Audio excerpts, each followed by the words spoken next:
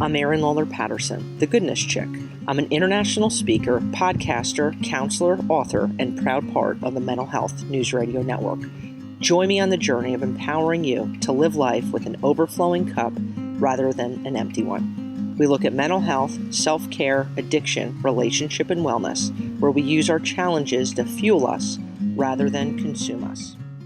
All right, today, my friends, so excited for today's episode. Daring to create goodness is what we're going to be talking today. And you might be thinking, what are you talking about? I'm going to tell you what I'm talking about, because right now, encouraging one another and being able to use the things that we faced in life to do amazing things, and the power of goodness in a time where it feels like there's a lack of goodness going on, a lack of positivity in the world.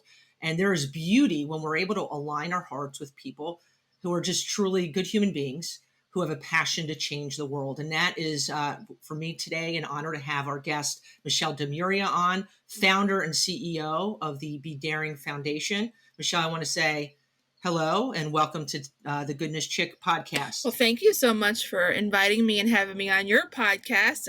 I think I'm 2-1 right now. That's right. I'm bringing her on. So, and Michelle and I had the privilege of, I guess our paths crossed, I'm going to say 4 months ago, something like that, close to that. And it's so neat. A lot of times, I talk about some of the negatives of social media. There really are a lot of positives, and social media, cyberspace, if you will, brought Michelle and I together. And I really had a heavy heart thinking about, man, there's a lot of heaviness going on in the world today. And there's a lot of people who've faced some things, you and myself included. And there's this fork in the road that sometimes happens. How do we use our stuff? How do we dare to make good things happen in the world? And before, I know I have you on the edge of your seat, my friends, we jump into today's episode, do want to say, if you are an avid listener to the Goodness Chick podcast, I hope you do. I'm going to give you a little positive peer pressure here, because it is good stuff, encouragement, filling our cups. I'd love for you to consider hopping on goodnesschick.com and think about being a sponsor. We take Patreon, Venmo, and PayPal, boom, the little triad going on. And it allows the goodness, the message of the Goodness Chick to go global, and keeping the podcast going ahead, my friends. So with that, popping right back into today's episode, how long, can I ask you, has the Be Daring Foundation been in existence? So the Be Daring Foundation has been in existence since 2018. I originally created the concept in 2017 when I was diagnosed with post-traumatic stress disorder as a result of being raped. So in 2017, that was the year that kind of defined who I was in my eyes. I remembered everything that happened to me when I was sexually assaulted, and then I was diagnosed with PTSD. And as a result, I actually contemplated suicide. And when I was saved by my guardian angel in October, I knew I needed to find new meaning in my life. And so that's when I started creating my business plan for my foundation, and creating that roadmap is actually what saved my life. So in turn, I turned that into the Be Daring Foundation, which became legal in the state of Arizona in May of 2018. And our goal is, by the time you leave our foundation, our program is to help you create a toolbox, a fictional toolbox with resources, and help you create a roadmap that'll help you day to day go through those roadblocks, help you be successful while having those mental health challenges or mental wellness challenges, depending on what verbiage you like to use. Okay. And I appreciate you sharing. And you've been through a lot, and I will never say to anybody, I know how you feel ever in my life. But I will say I admire that, you made the decision to say, I want to use my hurt, my pain, to help other people. And I've seen that for you, like literally on a daily basis. And if you're not following Michelle, you're missing out, Brussels sprout. Be sure to, hop on Facebook. You're also on Instagram for the Be Daring Foundation. And do you find that there's still a continued stigma when it comes to mental health? And to what capacity, if you say yes, has that impacted you in any way personally and or professionally? Of course, I think there's always going to be a stigma around mental health until we get more of those conversations going, more of the lines of communication open. People hear mental health and want to run away.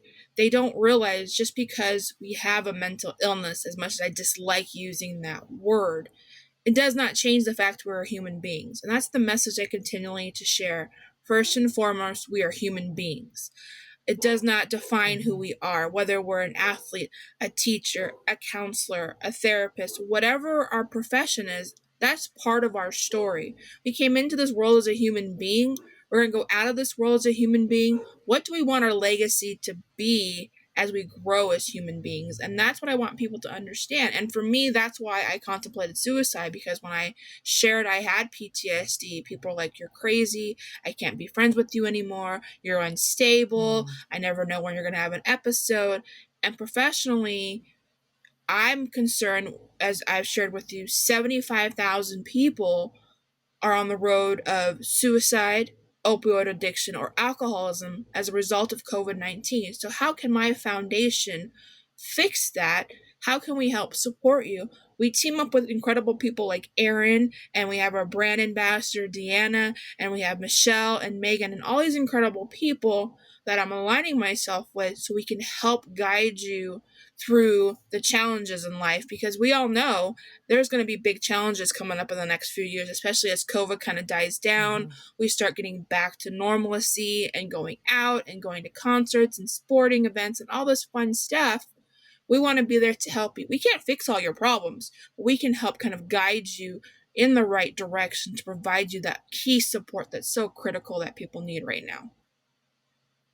Which they need. And would you say that there's people probably listening right now or know someone, if they're listening, that struggles with a mental illness who is hesitant, I'll say, to say, put their hand up and say, "I'm struggling," or because in the back of their mind, what are people going to think of me? Am I a weirdo? Am I going to be labeled for life?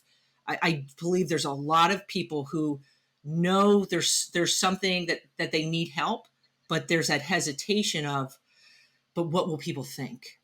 You're right. And that's why my foundation is so unique. So, as I've shared with you, and I'll share with your listeners, we focus on the civilian side of mental health. So, what does that mean? Well, in my eyes, there's two components to a mental illness. There's the professional side, which is the counselors, the therapists, the support groups, the medication, the treatments like EMDR. But then there's the everyday, day to life structure, which is the civilian side, which is what we focus on. So, if you're not ready to find that counselor, know that we could be your first stop. Even if it's just hearing from other civilians that have gone through having PTSD, bipolar, schizophrenia, anxiety, depression, eating disorder, to name a few, it's okay not to start off with, "I need to see a therapist right away." That's okay. Know that that's okay. That could be step two. So we want to know that we want you to know that we are here, and we can connect with people like Erin, who maybe knows people in the Florida area. And if you say, "Hey, I'm 20, I recently think I was diagnosed with anxiety. Where do I go from here?" It's about connecting with the right people, and know that if you share your story, you're going to have a support system like us supporting you, cheering you on. So even if you are labeled, know you're not alone. Know there's a group of us ready to kind of stand behind you and march with you as you go through your journey. But know it's okay not to start off with a therapist or a counselor right away. And I think that was beautifully said, because a massive component for us is that realization and saying, like, we're not intended at going at things by yourself. And there can be this kind of false, I'll say, mindset that I can do it by myself. And there's power and beauty and hearing that, wow, I'm not alone. I'm not the only one going through this. And, I will get through this. It's not going to be easy, but I can get through this. And it's such a beautiful thing. And I'll say the power in numbers and being able to understand that it's okay not to be okay. But I always add this component to it, that it's not okay to continue not being okay long term by ourselves, because we were not intended to really go at life by ourselves. And when you throw in the mental illness, the mental health component that so many people are struggling, you throw out the COVID aspect of it, the numbers, I believe, are off the charts. You have people right now that, like, are, they've struggled with anxiety before this, and I'm not seeing people and things are so out of sorts. My anxiety is through the roof, or have contemplating hurting themselves, or have been, victims of sexual assault, because you have all these things rising, and we are not supposed to go at it by ourselves, and that help is out there. And this is what I dig about what you're doing, and now honor to be a part of that, that it's saying, you know what, there's so many people that are facing hurt, that are struggling with mental illness. And the beauty of, and I do say this because your voice is in my head right now, where it's like this it's frustrating we use the word mental illness, because it's like you could cringe that there's the mental health component, where there's that diagnosed label, and labels aren't always a negative thing, because we could use it as a gateway to get help, instead of being seen as a negative, where it's like, this defines me. And I feel like so many people have to hear this, with whatever that diagnosis has been, it doesn't have to define you, it's a part of you. And when we collaborate with other people, and we hear and we listen and we begin that support journey, it can allow us, I believe, to be able to have the life we're intended to live. I mean, do you agree? What are your thoughts on No, that? I do. And the thing is think of it this way. Today I am surviving PTSD. Today I am going to get out of bed and go to work. Today I am going to splurge and have that fast food because I've done really well. So think of it as a positive. It's a, as you said, a piece of our journey, a piece of our story. And if you allow it to consume you, yes, it will define who you are. It's about the numbers, whether it's finding people on Facebook, finding people on social media. And it's okay to stop following people that might be your friends or your family. It's okay to say, right now, I need a break from you. It's impacting me mentally. Just because you have that mental illness, it does not define who you are. And it's okay to ask for help. Aaron can contest this. Thursday was World Suicide Prevention Day. And as someone who has contemplated suicide, I said to Aaron, as much as I hate, can you just talk to me for 10 minutes right now, because I'm really struggling. I'm getting a lot of comments. I'm getting a lot of awesome feedback. I need just someone to keep me. And she gave me a list of stuff to do. I went and did it. So it's okay to reach out to your friends and say, you know what? And if your friends aren't in their best state, it's okay not to be mad if they say, right now I just need a little break. I need to just take time for myself. Let's check in tomorrow with each other, and let's see, maybe go grab some virtual coffee or something. So know that if someone says not today, it doesn't mean they don't want to help you. It means they know their limits, and in that moment they might be struggling themselves. Right. And I would, that's what we would call boundaries, that are a healthy thing. And I do, you think about where you could take it personally, they don't want to hang out with me, or they can't be there for me. But it is, and I do think right now more than ever, you have so many people who are tired, who are overwhelmed, who are overstretched, and saying, but yes, I can talk tomorrow. Like, today has been a tough day, or I'm not in a good place right now, but we'll get that virtual coffee, or let's get on the phone. That human contact's important, and sometimes it might not be able to be right here right now, but making sure that it does happen, and maybe going to that person that maybe you haven't chatted to in a while but you trust. But the point being, not going at it alone. uh, and there's nothing weird about mental health. There's nothing weird about whatever mental illness you're facing. I think when the more that we're alone, or the more that we allow our thoughts to kind of race and think, we feel weird. That weirdness, I will say, kind of gets amplified, because we become kind of judge and jury of ourselves. I don't know if you've ever been there before, but I have, where it's like I'm thinking, and I don't want to bother them, or I can do this myself, or it'll be fine, when it's like, yo, take a deep breath, give that person a phone call, or hey, ask them, shoot them a text, and hey, you got a few minutes to text or talk, um, and fill in the blank, because this is where taking care of ourselves is crazy important. And I do think of you, where we do have a choice in life, and you can tell me if I'm wrong here. I think we all come to this fork in the road, where we can use the stuff that we faced in life to kind of consume us, or we can allow it to help us heal, but also inspire and change the world without sounding too cliche. I mean, I believe that's something that we have the ability to do or not do. Do you agree? Am I off base? Am I on I base? agree. And I've had both of those scenarios. I mean, there are days where I've had something trigger me and I sit in my room and I cry for hours. And I'm like, I'm a horrible CEO. I'm horrible at this. I just need to just give up and throw. And then I hear someone say, "Hey, Michelle, you have inspired me to go back to school, or you've inspired me to share my story." And then I'm like, okay, now I understand why I'm here. And now I understand my purpose in life. And my one advice to everybody who's listening is don't make a promise to someone if you can't keep it. Granted, there are family emergencies, but if you tell someone, hey, tomorrow we're going to talk on the phone, I promise, unless, like you said, you're in the hospital and you can't physically speak, or don't break that promise. Because for us, it's hard enough for us to trust people. And if it's someone we really trust and admire and you break that promise over and over, we're not going to come back. We're going to distance ourselves so far from you. So, no. And if we're having a bad day, just listen. Don't say, oh, suck it up, or, just get over it. Those are some of the worst phrases you can say to someone. I would literally want to throw something at you. Not literally, but I like milk or something. I just want to like throw a water balloon at you. But those are some of the worst phrases you can tell people, especially if they're having an episode or a really bad day. Just be like, hey, I'm here. If you need it, I'm a text away. I'm a messenger away if you're talking to them on Facebook. Just be supportive and just let them know that you're there.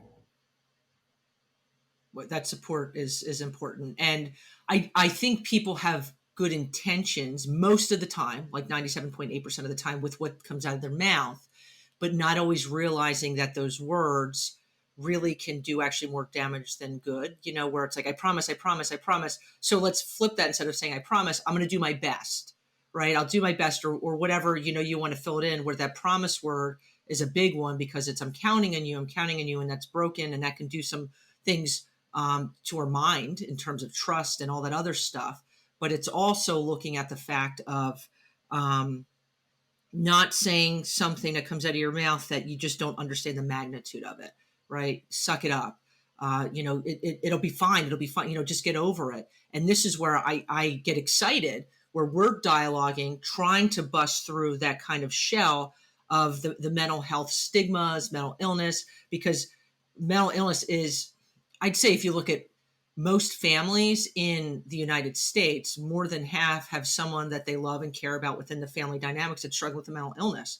And the more we talk about it, the more it empowers, the more it makes people comfortable. And with that, the easier help becomes accessible, because I'm not weird for looking, reaching out to somebody or pursuing help.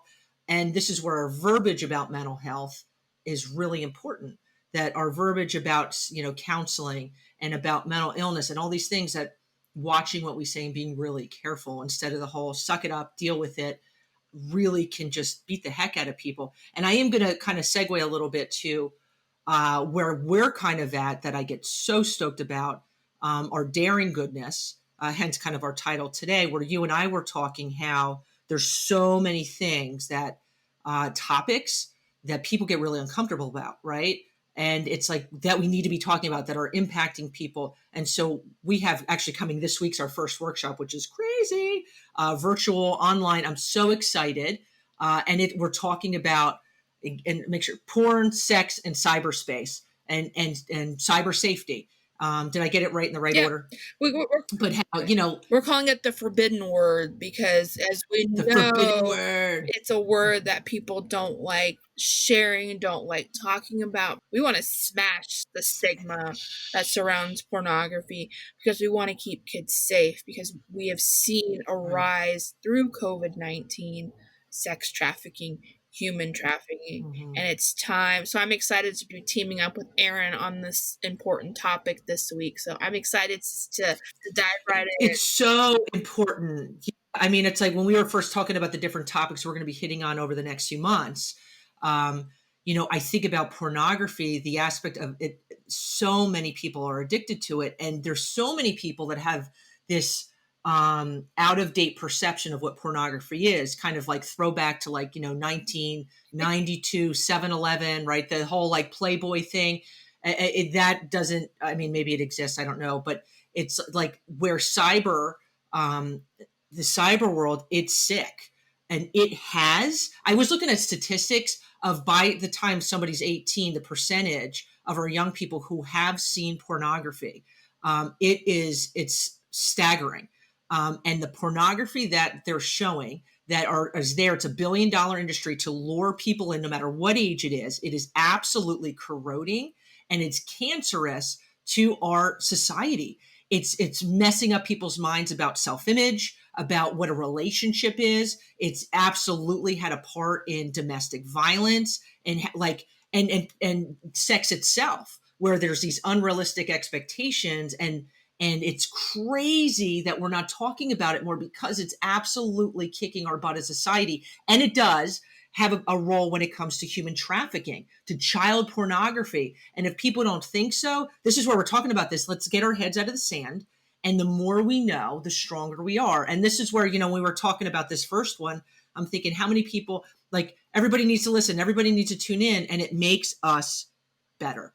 And this is where I'm excited with you. What we have September, October, and November, 3 different workshops that we're rocking out. And then we have the November forum, which I'm so stoked. But this is kind of keeping it going where we need to be talking about things we need to be talking about. And yes, it's going to be uncomfortable, but if we don't talk about it, we lose. And if we don't talk about it, it continues to erode our society. I don't know. What are your thoughts? I mean, we were talking about the whole porn thing, and I put it on one of our local sites here where I live, and I know people, oh my gosh, what are we talk? Why are we not talking about this? Why are we not talking about this? Because it's absolutely having implications on people's mental health and their ability to function within our communities. Well, I shared with you, and I'll share. I back in college when I was in between what degree I wanted to do, I actually took a human sexuality class. It was part of the degree I was going for, and half of the semester was pornography. And we were actually watching pornography from like 1970s, and then we had to talk about how it made me feel, how it made us feel. Let me tell you, I wanted to run out of that class so fast. And this was before I had been sexually assaulted, and the impact it had on me mentally, because people were using the cool language that they used for that category in this class, and I was like, I've never heard this before. I am so uncomfortable right now. And you don't realize the impact it has on you mentally, because you start to get this facade in your brain of what a relationship looks like, a physical relationship looks like, which leads to then people being sexually assaulted over and over. You have gang rape. And so it all ties together. And I think that's one of our goals, is to show you how it all ties together.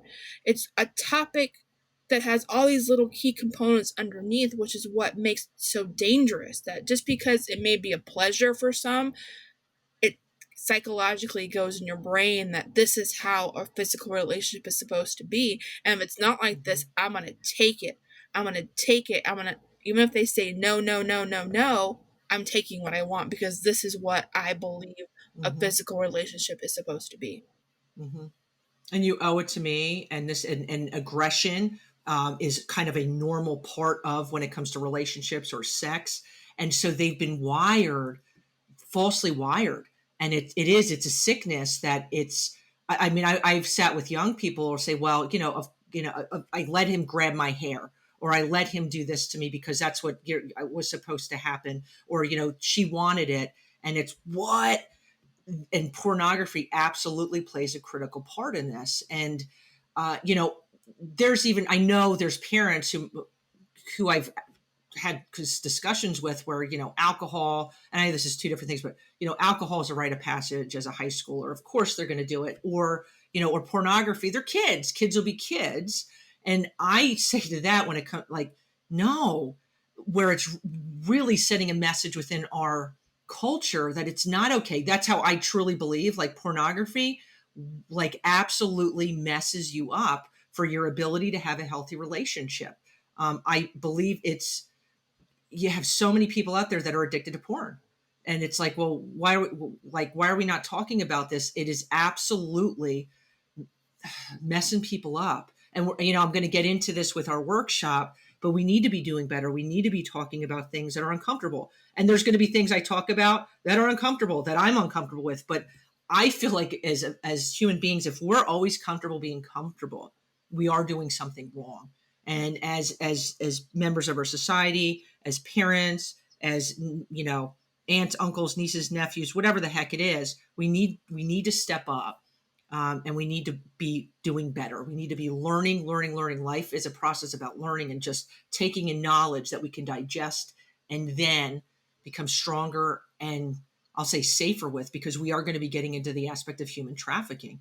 And it's real deal, man. And it is here. And so there's a bunch of facets. I want to say, Michelle, so if somebody's interested in hopping on and being a part of these workshops, they're interested in being, part of our November forum, what do they have to do? So they can head to our website, www.bedaringfoundation.org, and then head to the Pave the Way Mental Health Summit page. And if you buy a ticket for the summit, you actually get to hang out with us in all of our workshops. All the workshops Aaron and I are putting on, you'll get to be a part of. And if you can't make them live, here's the best part, Aaron. We're creating these as courses.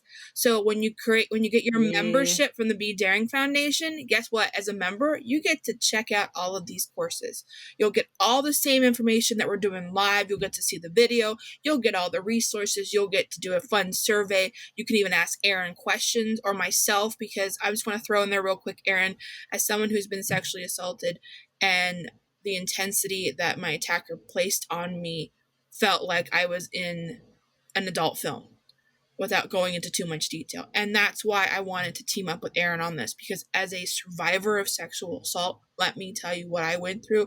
It was a nightmare. And I don't want kids to go through that, because they think that's the facade they need for a physical relationship with someone. That's what they need for an intimate. That is not a healthy relationship. And so that's why I'm teaming up with Aaron on this topic, so we keep our kids safe, we keep our adults safe, because it doesn't matter what age you are. Consent is consent. And if I say no, no means no. And that does not give you the right to hit me, to beat me, to assault me. And so that's the purpose and why I'm so passionate of teaming up with Aaron, because as a survivor, we have to stick together, because there's so many raw negative effects of things like this. And so I'm so honored, Aaron, that you picked the Be Daring Foundation to team up with. And like I said, anybody that wants to join, head on over to our website.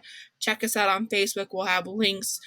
If you want, email us at info@bedaringfoundation.org. Just say, hey, I want to be part of the September 16th workshop, 3 p.m. Arizona time, 6 p.m. Eastern time, and everything in between. I don't know all the time zones off the top of my head, but know that we are here. We're here to support you. We're here to help you. And if you are addicted to sex addiction, we're going to have resources available through our resource packet. We will have numbers available during the live in case something triggers you. Aaron and I are really good about making sure we use the right language, but we don't know what triggers everyone. So we will have national numbers you can call during the live if needed, because I am not a counselor. I am just a fun-loving civilian that's been through a lot, but know that we will have numbers and resources for you throughout the event. And I'm excited and honored, truly, that we're able to collaborate. It's good stuff. And I encourage you, if this is something that's floating in the back of your mind in terms of committing to, check it out. You have nothing to lose. There is strength in numbers. The more we know about topics that we need to be talking about, the stronger and safer we are. And I want to say thank you, Michelle, for being here today. You rock. EST time, your Arizona time. I got it down now. I'm like, it took me a little bit of time. But for you guys, that are listening, I encourage you to head to Michelle's website. I'm going to have the links in the notes below. And know, as we go into another week, another day, wishing you an abundance of peace, love, and goodness, my friends. If you enjoyed today's episode, there's a lot more encouragement and life-kicking strategies on goodnesschick.com. Have a great day, my friends.